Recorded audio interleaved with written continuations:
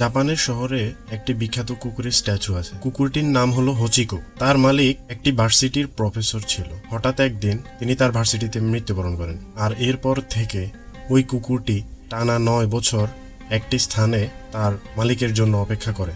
আর সেই 9 বছর পর সেই কুকুরটি মারা যায়। আর সেই স্থানে তার অবয়ব একটি মূর্তি বানানো হয়।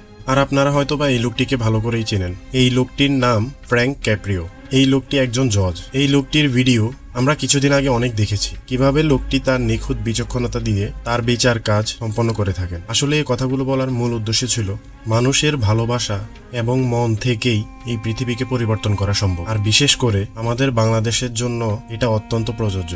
আমাদের দেশেও তো এমন অনেক মানুষ আছে যারা নিঃস্বার্থভাবে মানুষের জন্য কাজ করে থাকে। আপনারা তো ফ্রি মোশন ফিরোজ ভাইকে অনেকে চেনেন, অনেকেই তার ভিডিও দেখেছেন, যিনি নিঃস্বার্থভাবে হাজারো মানুষকে সহায়তা করেছিলেন। এমন ফ্রি মোশন ফিরোজ ভাইয়ের মতো হাজারো হাজারো মানুষ আছে বাংলাদেশে যারা নিঃস্বার্থভাবে বাংলাদেশের মানুষের জন্য কাজ করতে চায়, মনে প্রাণে ভালোবাসে বাংলাদেশকে।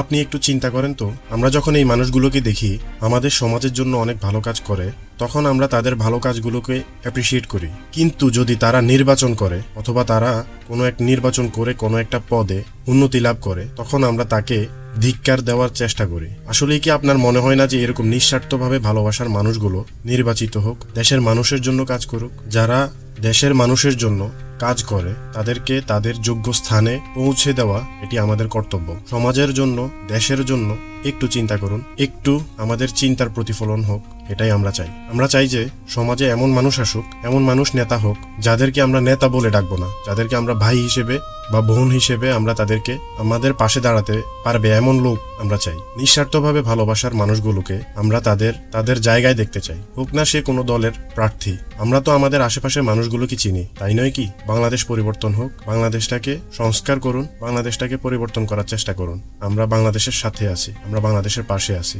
যেহেতু আমরা বাঙালি, আমি নিজেও বাঙালি, তাহলে আমি বাংলাদেশ ছেড়ে আমি যেতে পারবো না। হয়তোবা আমি প্রবাসে থাকি, আমরা হয়তোবা প্রবাসী হতে পারি, তবে আমরা বাংলাদেশি। একটু চিন্তার বিবেক দিয়ে চিন্তা করা দরকার, বা কতটুকু করেছি এটা আমাকে নিজেকেই প্রশ্ন করাটা দরকার। ধন্যবাদ।